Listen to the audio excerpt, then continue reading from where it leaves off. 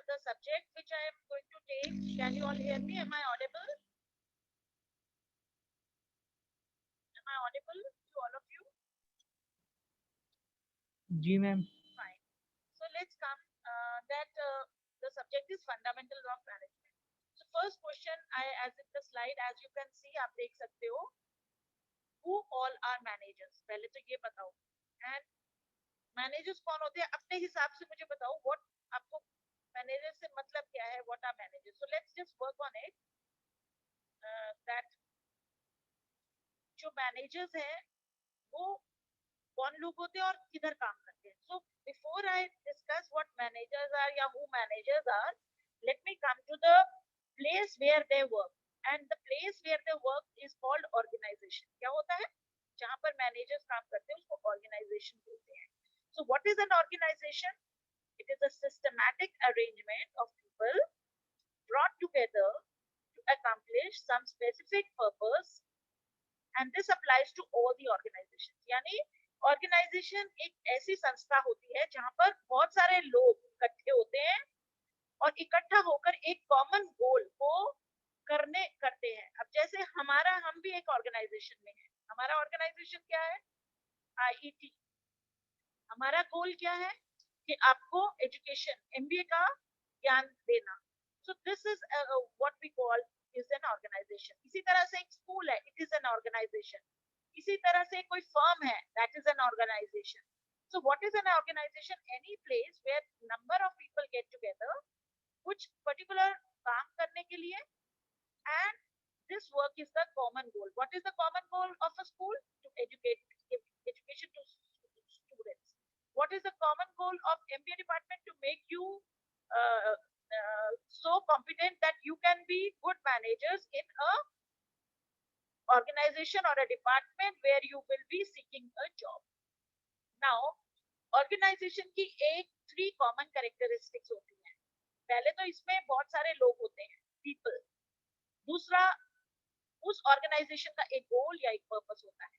जैसे school organisation का गोल है स्टूडेंट्स को टीचिंग इम्पार्ट करना या नॉलेज इम्पार्ट करना. तीसरा, उसके अंदर एक स्ट्रक्चर होता है. अब स्कूल का स्ट्रक्चर क्या है? पहले और मैनेजमेंट होता है, फिर डायरेक्ट मैनेजमेंट में डायरेक्टर्स होते हैं, उसके बाद उसमें प्रिंसिपल होता है, प्रिंसिपल के नीचे आपके फैकल्टीज होती हैं. So this is a structure.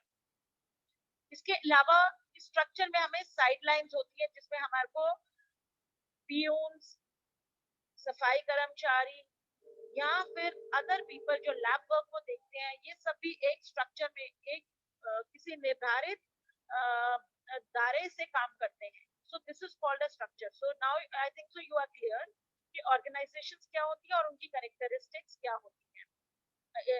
we'll move to the next slide. आपको जो मैंने बताया है, if I am telling you pictorially कि क्या होती है, तो एक है उसकी कैरेक्टरिस्टिक्स. इसको ऑर्गेनाइजेशन की 3 कैरेक्टरिस्टिक्स होती हैं.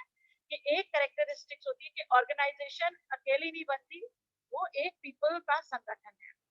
उसके बाद ऑर्गेनाइजेशन के कॉमन गोल होते हैं, सब उस गोल्स की तरफ वर्क करते हैं. जैसे हम इस डायग्राम में ए टू बी की तरफ मूव कर रहे हैं. Everybody is moving from the lower to upper staff to achieve those goals. And हर ऑर्गेनाइजेशन में एक स्ट्रक्चर होता है जिसमें सबसे ऊपर एक अधिकारी होते हैं, उसके बीच में मिडिल लाइन में अधिकारी होते हैं, सबसे नीचे अधिकारी होते हैं जो कि उनसे कमांड्स और ऑर्डर्स लेते हैं और उन गोल्स को अचीव करने के लिए सब एकत्रित अपनी एक टीम वर्क करते हैं. Let's move to the next slide. Now organisations को मैंने और इसकी बताया कि हर ऑर्गेनाइजेशन का एक डिस्टिंक्ट पर्पस होता है. डिस्टिंक्ट पर्पस मींस हर ऑर्गेनाइजेशन एक ही काम करती है? No. Every organisation has a different goal. Every organization has a structure according to their requirement, and every organization will have the people who are working as per the skills required by the organization. तो जिस तरह के skills चाहिए organization में उस goals को achieve करने के लिए, वो skills available होते हैं, उन्हीं लोगों को select किया जाता है उस organization में. I hope there is no problem with the understanding. It's a very interesting and easy जो अभी तक मैंने बोली है. अब हम अपनी नेक्स्ट स्लाइड को मूव करते हैं. पीपल का जो डिफरेंस होता है, लोग हम बोलते हैं ना अलग अलग लोग होते हैं, एक जैसे लोग नहीं होते. Now let's see people work at operative levels. अब ऑपरेटिव लेवल्स पे कौन होते हैं? जो लोग सीधा काम करते हैं, they are directly on a job, उनको बोलते हैं ऑपरेटिव लेवल. इनके पास कोई रिस्पॉन्सिबिलिटी नहीं होती है. और ये लोग क्या होते हैं, ज्यादातर अपने जैसे मशीन ऑपरेटर्स होते हैं या कंप्यूटर ऑपरेटर्स होते हैं, ये लोग अपने वर्क से सीधा लिंक्ड होते हैं, जिसको बोलते हैं ऑपरेटिव, क्योंकि ऑपरेट करते हैं मशीनों को या टूल्स को. या दूसरी लाइन, दूसरा डिफरेंस होता है मैनेजर्स. मैनेजर्स वो इंडिविजुअल्स होते हैं ऑर्गेनाइजेशन में जो दूसरों को बताते हैं क्या करना है, क्या काम किसने करना है, किसके पास किस चीज की जिम्मेवारी है, उसका काम होता है मैनेजर्स का. सो वो डिसीजंस लेते हैं और ऑपरेटिव्स क्या करते हैं, वो टास्क करते हैं. तो आपको एज इट इज नेम से क्लियर है, ऑपरेटिव्स ऑपरेट करते हैं और मैनेजर्स डायरेक्ट करते हैं. मैं अपनी नेक्स्ट स्लाइड पे आ रही हूँ. नाउ लेट्स, मैनेजर्स तीन तरह के होते हैं: first line managers, middle managers and top managers. So first line managers, अब जाओ मैनेजर्स, हम ऑपरेटिव्स को छोड़कर अब मैनेजर्स पे फोकस कर रहे हैं. तो मैनेजर्स को हम 3 पार्ट्स में डिवाइड कर सकते हैं. फर्स्ट लाइन मैनेजर्स कौन होते हैं? जो ऑपरेटिव लेवल्स को डायरेक्ट करते हैं. जैसे कि आपका जो सिक्योरिटी गार्ड्स को के ऊपर एक होगा, जो सिक्योरिटी गार्ड्स के ऊपर उनका हेड होगा, वो सुपरवाइजर कहलाएगा. तो वो जो काम ऊपर से टॉप लेवल मैनेजर्स ने बोला है, वो सुपरवाइजर को बताया जाएगा, और सुपरवाइजर वो काम अपने नीचे ऑपरेटिव लेवल्स जो चौकीदार है उनको बताएगा कि ये आपकी ड्यूटी है, आपका इस गेट पे खड़े होना है, आपको ये काम करना है. तो ये फर्स्ट लाइन मैनेजर्स का काम है. तो फर्स्ट लाइन मैनेजर्स का दूसरा नाम क्या है? Supervisors. Clear? Then comes the middle line manager. जो टॉप लेवल मैनेजर्स और फर्स्ट लाइन मैनेजर के बीच की जो कड़ी है उसको हम बोलते हैं मिडिल मैनेजर्स. क्या बोलते हैं उनको? Middle managers. तो मिडिल मैनेजर्स कौन से होते हैं? They are a bridge between the first line managers and the top managers. Sometimes जो टॉप मैनेजर्स होते हैं वो फर्स्ट लाइन मैनेजर्स को डायरेक्टली मिल नहीं पाते, तो वो जो अपने आदेश हैं या अपने ऑर्डर्स हैं वो मिडिल लाइन मैनेजर्स को पास करते हैं, और जो मिडिल लाइन मैनेजर्स हैं वो आपके फर्स्ट लाइन मैनेजर्स को वो ऑर्डर्स देते हैं, जो कि फर्स्ट लाइन मैनेजर्स कौन है? सुपरवाइजर्स. और हर सुपरवाइजर के अंडर ऑपरेटिव एम्प्लॉइज होते हैं. So this is how middle managers work. Then we come to the top managers. Top managers में कौन आएंगे? Basically board of directors. Basically वो लोग जो कि आपकी पॉलिसी स्ट्रेटजीज बनाने की राइट रखते हैं, जिनके ऊपर उनका राइट स्ट्रैटेजी प्लानिंग करते हैं, डिसीजन मेकिंग की उनके पास रिस्पॉन्सिबिलिटी होती है, उनको हम बोलते हैं टॉप मैनेजर्स. तो यहाँ पर हमें इंटेलेक्चुअल लेवल ज्यादा चाहिए. जो लोग ज्यादा पढ़े लिखे होते हैं, ज्यादा एक्सपीरियंस लोग होते हैं, वो टॉप मैनेजर्स में आते हैं. So let's come to the theory part. So who are the top managers? those individuals who are responsible for making decisions about the direction of organization, also establishing the policies which will be affecting all the members of the organization. So ये वो लोग होते हैं जो policies बनाते हैं, तो वो हो गए आपके top managers. I hope everything is clear. And कोई चीज इसमें जो अगर difficulty आ रही होगी, just note down. After I complete my PPT, I will take your queries and solve them one by one. Let me move to the next slide. The same thing which I have explained you theoretically, I will be explaining you via diagram. So let's move further. Now जो हमने बोला है वो अब मैं picture में आपको दिखा रही हूँ. एक पिरामिड है हमारा. ये जो सिस्टम होता है एक पिरामिड है. जो सबसे ज्यादा लोग कहाँ काम करते हैं? ऑपरेटिव लेवल में. जो वर्कर्स होते हैं सबसे ज्यादा फैक्ट्रियों में, ऑर्गेनाइजेशन में किनकी भर्ती ज्यादा होती है? जो कि मेन काम करते हैं, ऑपरेशंस करते हैं, यानी जो वाकई में ग्राउंड पे ड्यूटी देते हैं, उनका नंबर सबसे ज्यादा होता है. उनको बोलते हैं नॉन मैनेजरियल लेवल. और मैनेजरियल लेवल 3 होते हैं: first line managers, middle line managers and top line managers. तो फर्स्ट लाइन मैनेजर्स का दूसरा नाम है सुपरवाइजर्स, जिनके अंडर वो ऑपरेटिव एम्प्लॉयज काम करते हैं. फिर middle line managers, top managers और फर्स्ट लाइन मैनेजर के बीच की कड़ी है, और जो प्लानिंग, डिसीजन और स्ट्रेटजीज बनाते हैं उनको हम बोलते हैं टॉप मैनेजर्स. तो ये डायग्राम है. सो टॉप पे सबसे कम लोग हैं, तो यानी जो टॉप मैनेजर्स में कुछ लोग ही होते हैं. और मिडिल मैनेजर, जिस तरह से आपको पिरामिड की जो है वो दिख रही है आपको कि उसका रेक्टेंगल कैसे छोटा छोटा होता जा रहा है, तो आप समझ सकते हो सबसे ज्यादा लोग कहाँ पे काम कर रहे हैं, ऑपरेटिव लेवल पे, उससे काम फर्स्ट लाइन मैनेजर, उससे काम मिडिल मैनेजर, और सबसे कम हमारे टॉप मैनेजर्स पे लोग हैं. सो एक ही बोर्ड ऑफ डायरेक्टर्स में कुछ लोग होते हैं, एक ही डायरेक्टर होता है, एक ही आपका वो होगा डिपार्टमेंट का हेड. सो इस तरह से जो लोग होंगे वो कम होते हैं. So let me move further. Now let's come to the, हमने अभी बात समझी है कि मैनेजर्स कौन होते हैं और कहाँ काम करते हैं. तो लेट्स, अब हम मैनेजमेंट के ऊपर फोकस करते हैं. मैनेजमेंट क्या होता है? मैनेजमेंट उन सब तरीकों को, प्रोसेस को इकट्ठा करते हैं जो कि लोगों से काम इफेक्टिवली एंड एफिशिएंटली कराने में मदद करते हैं. हम बोलते हैं ना तेरा मैनेजमेंट बहुत अच्छा था, या उसने क्या किया, उसने किसी कार्य को बहुत अच्छे से किया बिना वेस्ट के, टाइम पर, चीजों को प्रॉपर्ली यूज करके, इसलिए हम उसको बोलते हैं मैनेजमेंट. हम यही बोलते हैं ना, आपका मैनेजमेंट बहुत अच्छा था क्योंकि आपने बहुत अच्छे से मैनेज किया. मैनेज का मतलब ही ये होता है कि आप with in time, with in resources, with in that amount आप उस काम को करवा लेते हो लोगों से, उसे बोलते हैं मैनेज. तो मैनेज को आगे हम अगर जब करते हैं तो एक इतने सारे प्रोसेसेस आ जाते हैं जिसको हम मैनेजमेंट करते हैं. इसको हम आगे पढ़ेंगे. जो मैंने कल बताया था कि मैनेजमेंट के कई प्रोसेसेस हैं, प्लानिंग से लेकर कंट्रोलिंग तक सब मैनेजमेंट के प्रोसेस हैं. अब मैनेजमेंट की जो दो कैरेक्टरिस्टिक्स होती है वो है कि वो एफिशिएंसी से काम लेता है और इफेक्टिवनेस से. आप इसकी डेफिनेशन में दो वर्ड्स देखेंगे, effectively and efficiently. So effectively का मतलब क्या होता है? राइट टास्क करना और गोल को अटेन करना. और एफिशिएंसी क्या होती है? कि आप अपने रिसोर्सेज को ऐसे यूज करें ताकि आपकी कॉस्ट बढ़े ना, विद इन मिनिमम कॉस्ट आप मैक्सिमम आउटपुट लाएंगे, तो उसको बोलते हैं एफिशिएंसी. जो बच्चे यहाँ साइंस के हैं, इंजीनियरिंग के हैं, उनको पता है एफिशिएंसी क्या होती है. Output over input into 100% efficiency. जितनी आउटपुट ज्यादा होगी उतनी आपकी एफिशिएंसी ज्यादा होगी. सो इनपुट और आउटपुट का जो रेशियो होता है उसे एफिशिएंसी बोलते हैं.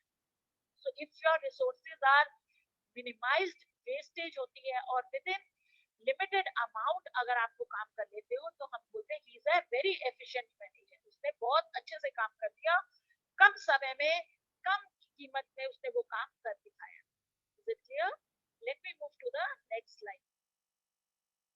Now here I will explaining you that what is efficiency and effectiveness.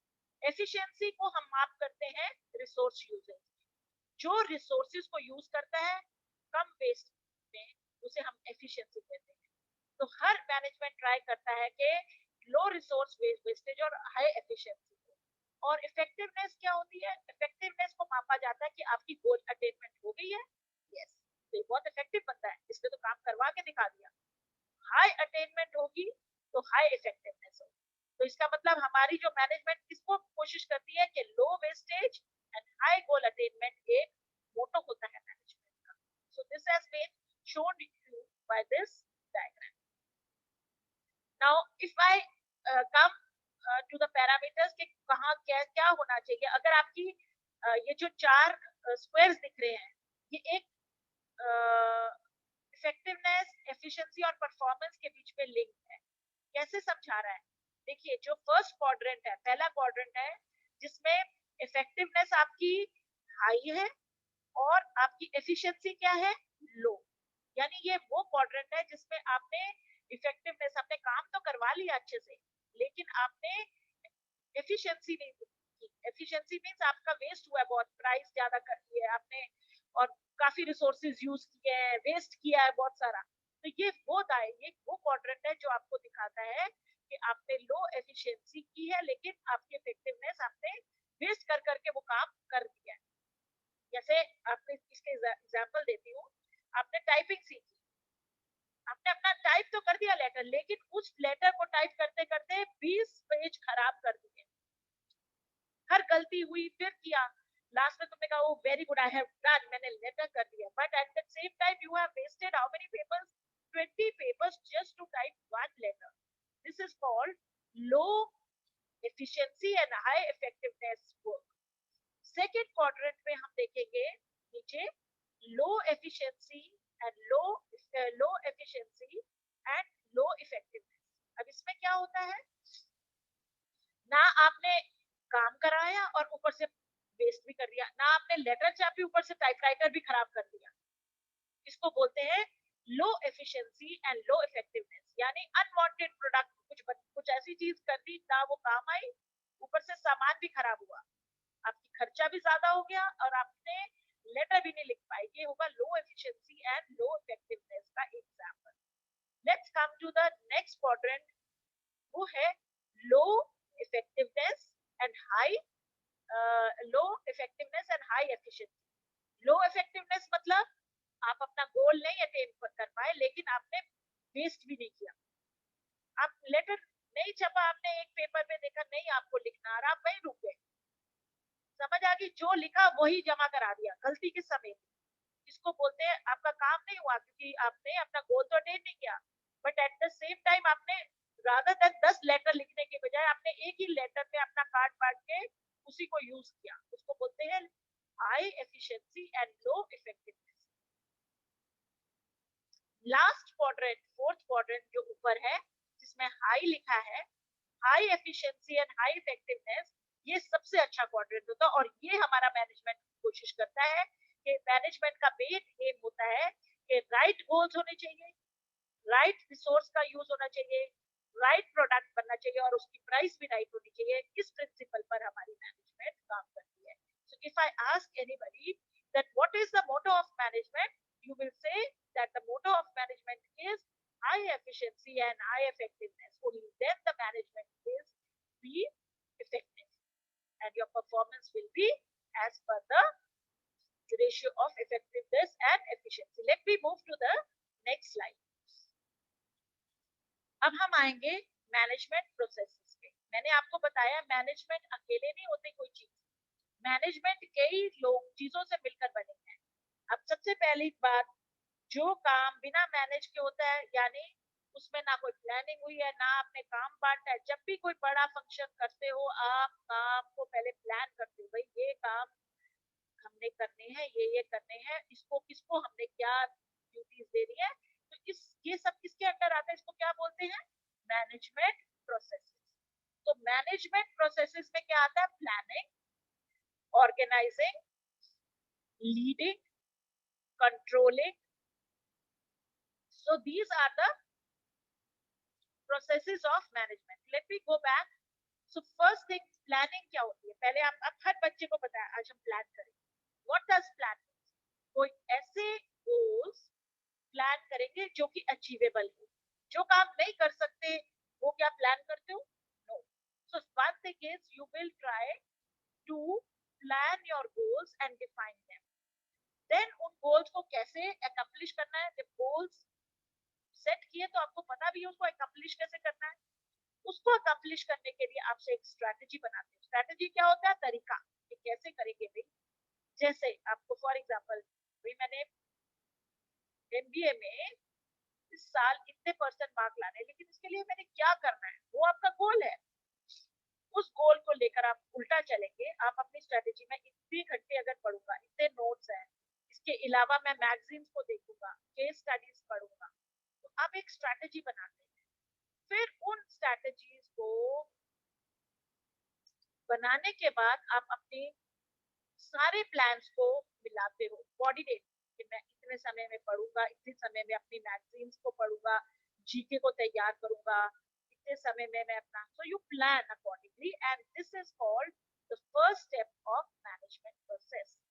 Once you have plan, now how to organise, कब क्या करोगे, कैसे करोगे, कहाँ करोगे, किससे के साथ हेल्प लोगे, किसको बताओगे, so this is called organise. So organise में क्या होता है, what task to be done, क्या करना है, कौन करेगा, कैसे करेगा, कैसे टास्क को इकट्ठा ग्रुप कर दें, कौन किसको उसकी बारे में वापस रिपोर्ट करेगा, और ये सब चीज के डिसीजंस कहाँ होते हैं, ऑर्गेनाइजिंग।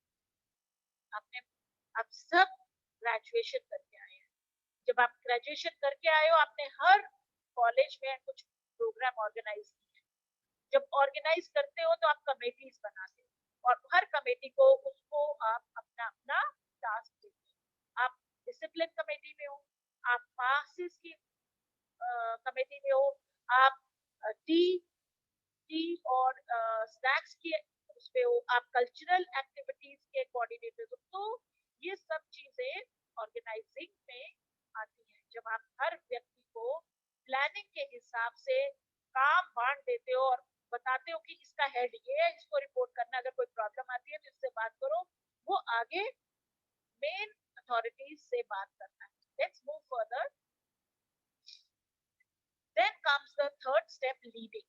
अब आपने काम बांट दिए, प्लान करने के बाद बांट दिए, लेकिन उसको आप हर बच्चे, जैसे आप आज आए हो, आपको हमको पता नहीं, हमने डायरेक्ट किया आपको, सी आप ऐसे करेंगे, जूम पे ऐसे आओगे, ऐसे जुड़ोगे, हम ये करेंगे। तो लीडिंग मीन्स आप उनको मोटिवेट करेंगे कैसे काम करना है। तो इसी तरह हर ऑर्गेनाइजेशन में जब एक न्यू एम्प्लॉय ज्वाइन होता है या कोई नए दोस्त के साथ ज्वाइन होता है, तो उसके बारे में जानकारी प्राप्त कराना उस व्यक्ति का एक बहुत बड़ा रिस्पॉन्सिबिलिटी होती है। एंड वो he keeps telling कि कैसे आपने काम करना है। फिर जब आप अच्छे से करते हो, he will say very good, you're doing very well, so it motivates you, वो हेल्प करता है आपको, आपका धैर्य बांधता है, आपको और आगे मेहनत करने पे फोकस करता है। सो इस तरह से आप लगातार अपनी कोई प्रॉब्लम्स है वो कम्युनिकेट करते हो। So leading will cover the motivation, directing and effective communication channel. और जब भी प्रॉब्लम आती है तो उसको अंदर जो कॉन्फ्लिक्ट्स होते हैं उसको रिजॉल्व करने में हेल्प करना। Then comes the controlling. Controlling means if आज आपको मैं बोल दूं ये कर लो कि ये कर लो, और आप कुछ भी बुक्स पढ़ रहे हो, कुछ भी चीज पढ़ रहे हो और आपको पता ही नहीं है कि मेन चीज आपको क्या पढ़नी है, तो मुझे मेरा फर्ज है कि मैं आपको डायरेक्ट करूं। नो प्लीज डोंट, अभी इसमें मत जाओ, यू गेट कंफ्यूज। आप अभी इतने तक सीमित रहो। सो कंट्रोलिंग मींस आई नीड कि आपके गोल्स है कि मैनेजमेंट की पढ़ाई करनी है, so I will direct you to that goal कि आप ये चीजें पढ़ो, rather than you are not concentrating on the main goal and falling apart. So controlling क्या हेल्प करता है कि आप अपने गोल्स पे फोकस करो और कोई भी डेविएशन हो उसको करेक्ट करो। कोई भी उसमें अगर आप कहीं पर भी वहां पे दिखता है कि आप अपने गोल से इधर उधर जा रहे हैं, तो उधर से आपकी डायरेक्शन को गोल्स की तरफ डाइवर्ट करना। तो इसी चीज को मैंने अगले डायग्राम में बड़ा क्लियरली बता दिया है। जो बच्चे पूरी चीज को नहीं याद करते, अगर ये डायग्राम में याद रहेगा तो you will be very clear कि what is planning. Planning is defining goals, establishing strategy and developing छोटे प्लान्स। उन स्ट्रेटजीज को क्या कहते हैं, कुछ करने स्ट्रेटजीज को परफॉर्म करने के लिए आपको उसके लिए छोटे प्लान्स पहले बनाने हैं और उनके साथ सब लोगों की एक्टिविटीज को कैसे कोऑर्डिनेट करना है, ये प्लानिंग के अंदर आता है। Then comes the organising. Organising के कौन क्या करेगा, क्या करना है, कैसे करेंगे, कौन किसको जवाबदेही होगा। So who will do it, how to be done, what are the timings, who will be authorized to do this is come under organizing. Then comes the leading. Leading will help in directing and motivating and resolving the conflicts all are working. और फिर उसके बाद आता है controlling. Controlling means monitoring your activities. आपकी monitor आप कैसे करेंगे, स्कूलों में और कॉलेजों में कैसे मॉनिटर होती है, through examination, whether you are able to learn, क्या आपको समझ आ रही है कॉलेज में की पढ़ाई जो कराई जा रही है, तो वो हम कैसे परखते हैं, your exams, through your feedbacks, so that we come to know whether आपका जो गोल है वो अचीव हो रहा है या टीचर का पढ़ाना अचीव हो रहा है, उसकी पढ़ाई नॉलेज आप अटेन कर पा रहे हो, उसको बोलते हैं controlling. Clear, clear to all? So let's move to the next slide. This is the process of management. Management process consists of how many processes? planning, organizing, leading, and control. Is it clear to everyone? Yes. So let's move to the next slide. Now, अब हम एक question arise होता है, क्या manager की job universal है? क्या manager हर जगह पे फिट हो जाता है? ये चीज आपके दिमाग में आती है? Do you ever have this query? So let's see. At the level of in the organization, managers manage differently based on where they are in the organization. So एक मैनेजर जब ऑर्गेनाइजेशनल लेवल पे काम करता है वो differently manage करता है, ठीक है? और ये सब क्वेश्चंस आपका ऑर्गेनाइजेशनल लेवल पर अराइज होता है. इसी तरह से क्या organise profit versus non profit के लिए काम करता है? क्या मैनेजर ऑर्गेनाइजेशन के साइज के साथ वेरी करता है उसका फंक्शन मैनेजर का? ये सब क्वेश्चंस डिफरेंट पैरामीटर्स में कैसे वर्क करते हैं. फिर उसके बाद क्या मैनेजमेंट का कंसेप्ट नेशनल बॉर्डर्स तक एक ही जैसा है कि उसमें फर्क आता है कि इकोनॉमिकल सिचुएशन, कल्चरल, सोशल और पॉलिटिकल सिस्टम पे मैनेजमेंट पे फर्क आता है? या हमारे में क्वेश्चंस आते हैं कि whether making decision and dealing with change, do managers make decisions that deal with change? ये सारे क्वेश्चन एक मैनेजर को एड्रेस करने पड़ते हैं जब वो आप समझ रहे हैं? जब एक मैनेजर काम करता है तो वो ये सारे क्वेश्चंस को आंसर करता है, ठीक है? So these are where managerial skills come in play. हर व्यक्ति नहीं कर सकता, इसीलिए जो ये स्किल्स है आप इस स्किल्स को सीखने के लिए मैनेजमेंट के साथ जुड़े हैं. This is not everybody's cup of tea. Only people who have specific skills can deal with such certain kind of duties of manager.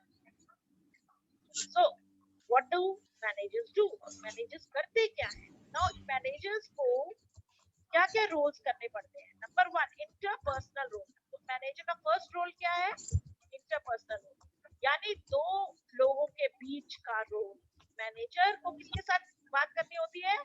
किसी दूसरे व्यक्ति के साथ या किसी दूसरे ग्रुप के साथ. तो इसको क्या बोलते हैं? Interpersonal role. इसको तोड़ के देखो. इंटर मींस दो व्यक्तियों के बीच में जो एक ब्रिज, जो एक कड़ी बनता है, वो है एक मैनेजमेंट. सो मैनेजमेंट का रोल इंटरपर्सनल रोल्स है, जैसे फिगर हेड, लीडर या लाइजर. फिगर हेड में या तो आप मेन आदमी हो या फिर एज अ लीडर जिसकी बात आप सुनते हो, या फिर टॉप लेवल और बॉटम लेवल के बीच में एक कड़ी बनते हो, लाइजर. लाइजर क्या होता है? दोनों को जोड़ना. एक मैनेजमेंट का एज इंटरपर्सनल रोल ये है. तो फटाफट से आपको अगर मैं क्वेश्चन पूछूं as a management role, as a interpersonal role, इसमें क्या क्या आएगा? आप बोलोगे figurehead, leader and liaison. Then manager के पास दूसरी चीज क्या होनी चाहिए? इंफॉर्मेशन. तो उसके पास एक कौन सा रोल होना चाहिए? Informational role. यानी जो टॉप लेवल मैनेजमेंट अपने प्लान बनाती है वो किसको बताती है? मैनेजर को, कि भाई ये काम तूने कराना है भाई. वो मैनेजर के पास वो होती है, उसके मुताबिक वो इंफॉर्मेशन अपने नीचे के सबऑर्डिनेट शेयर करता है. किसी बच्चे का जो माइक है अनम्यूटेड है, kindly mute your mic. I will take your queries as I finish the lecture. Then जो एज एन इंफॉर्मेशनल रोल वो मॉनिटर करता है आपका काम, आपको इंफॉर्मेशन देता है और आपके साथ बात करता है, spokesperson. So three things as an informational role which a manager does is monitoring, disseminator and spokesperson. Then I come to the third role of the manager. He makes decision. So I will say it is called the decisional role. Decisional role कब होता है? जब दो बर्तन खड़केंगे, तो यानी दो बर्तन किचन में होंगे तो खड़केंगे, सो लड़ाइयाँ भी हो सकती हैं. सो उस लड़ाई को कैसे सॉल्व करना है और क्या डिसीजन लेना है, so that is called the decisional role. So this is played by a manager. Then he is also an entrepreneur. Who's an entrepreneur? Entrepreneur is a person who conceives an idea. कोई idea आता नया, और उस idea को वो कैसे अपने आप उसको एक न्यू वो कहते हैं डायरेक्शन देता है, उसको बोलते हैं entrepreneur. He is a disturbance handler, यानी जब भी कोई काम में रुकावट आती है किसी भी कारण, कोई मशीन खराब हो गई या आपस में तुम लोगों के झगड़े हो गए, तो उस टाइम उस डिस्टर्बेंस को कैसे हैंडल करना है उसका भी एक रोल प्ले करता है। Then comes the resource allocator. आपने कहा साहब ये खत्म हो गया, हम कैसे करें, मशीन में अभी ये चाहिए, so he will make you available कि नहीं इसमें अभी ये मटेरियल खत्म हो रहा है, पहले से ही will plan and make the resources available whenever they are about to be finished. Also negotiator, जब कोई चीज कम या ज्यादा, जैसे आपने बोला कि मुझे तो इतने से है, तो एक तरह से बीच में बातचीत का जो एक क्या बोलते हैं ब्रिज है, वो एक ये करता है दो लोगों में बातचीत का एक नेगोशिएटर, जैसे टॉप लेवल तक आपकी बात पहुंचाता है और टॉप लेवल की बात आप तक पहुंचाता है। सो जैसे ही इज अ नेगोशिएटर, जब यूनियंस के साथ बात करनी होती है तो he negotiates. Let's move further. So we'll go further to the next slide. I am explaining you this. I think so. There's a little yes. Now, what are the roles? कौन से तीन roles हैं? Interpersonal role, informational role and decisional role. Interpersonal roles क्या होते हैं? Interpersonal roles होते हैं figurehead, as a leader, as a liaison. And what does इसका example क्या है? As a figurehead, he is a person who sets the goals. As a leader, he sets, he coordinates the work of the department. And as a leader, he is the one, जिसको तो leader कौन होता है? Leader वो लोग होते हैं जो एक अपना एग्जाम्पल सेट करते हैं, जिनको लोग फॉलो करना चाहते हैं, they are called the leaders. So interpersonal में के एग्जांपल्स है, a person who is a leader, yani who is a example for you, as a figurehead who will set the future goals, and as a liaison जो बाकी department के साथ अपना work coordinate करता है। then comes the informational। तो second role क्या है? इंफॉर्मेशनल। इंफॉर्मेशनल क्या होता है? जो देखता है, मॉनिटर करता है, जो डिसेमिनेटर होता है और जो स्पोक्स पर्सन होता है। सो मॉनिटर का मतलब क्या होता है? ही सीज आपका जो ऑर्गेनाइजेशन होती है, ऑर्गेनाइजेशन क्या होती है? एक संस्था। वो संस्था क्या बाहरी प्रेशर्स पड़ते हैं? यस। जब पॉलिसीज चेंज होती है कंट्री की तो आपकी ऑर्गेनाइजेशन पे इफेक्ट करता है। जब फाइनेंशियल सिचुएशंस डिफरेंट होती है कंट्री की तो आपकी ऑर्गेनाइजेशन पे भी इफेक्ट होता है। अब कोविड पूरी देश में इफेक्ट किया है तो हर ऑर्गेनाइजेशन के ऊपर भी इफेक्ट हुआ है। इसको बोलते हैं एक्सटर्नल इन्वायरमेंटल फैक्टर्स, जिसपे आपका बस नहीं है, लेकिन जब भी वो अगर होते हैं तो वो फैक्टर्स को देखते हुए अपनी वर्किंग में चेंजेस लाना, ये मैनेजर करता है। So he is a monitor. Then he also is a disseminator, जो कि आपकी बारे में इन्वायरमेंटल फैक्टर्स के बारे में और कोई प्रॉब्लम्स आ जाती हैं या कुछ चेंजेस लाने होते हैं उसके बारे में इंफॉर्मेशन देता है। एंड अ स्पोक्स पर्सन जब भी किसी ऑर्गेनाइजेशन को रिप्रेजेंट करता है, जिसका वो मैनेजर होता है, वो अपनी इंट्रोडक्शन नहीं देता, वो बोलता है मैं इस ऑर्गेनाइजेशन का मैनेजर हूँ, इसको बोलते हैं spokesperson. Clear? So let's move to the last thing, the seasonal role. Seasonal role कौन as a manager, as a entrepreneur करता है, एज अ डिस्टर्बेंस हैंडलर करता है, एज अ रिसोर्स एलोकेटर करता है और एज अ नेगोशिएटर। तो entrepreneur कौन होता है? जो यूज करता है रिसोर्सेज, जो सामान होता है उससे नया आइडिया निकालिए मैं इसको कैसे यूज करूंगा। एज अ डिस्टर्बेंस हैंडलर जब भी कनेक्टिव या क्राइसिस होते हैं वो ठीक एक्शन लेता है। रिसोर्स एलोकेटर वो बजट सेट करता है, कितना सामान आएगा, किस डिपार्टमेंट में कितना बजट मिलेगा। नेगोशिएटर जब भी लेबर और की यूनियंस के अंदर एग्रीमेंट होते हैं तो बीच में वो नेगोशिएट करता है, बातचीत रखता है, एग्रीमेंट्स माने जाते हैं लेबर के यूनियंस के ये हमारी बात रखता है टॉप मैनेजमेंट तक कि ये लेबर चाहते हैं। Is it clear to everyone? So I will come to this slide. I will not do right now. What do managers do? We will come to this. We will do these slides. यहाँ से आगे हम slides कल करेंगे. अब I will just stop the recording and I will take your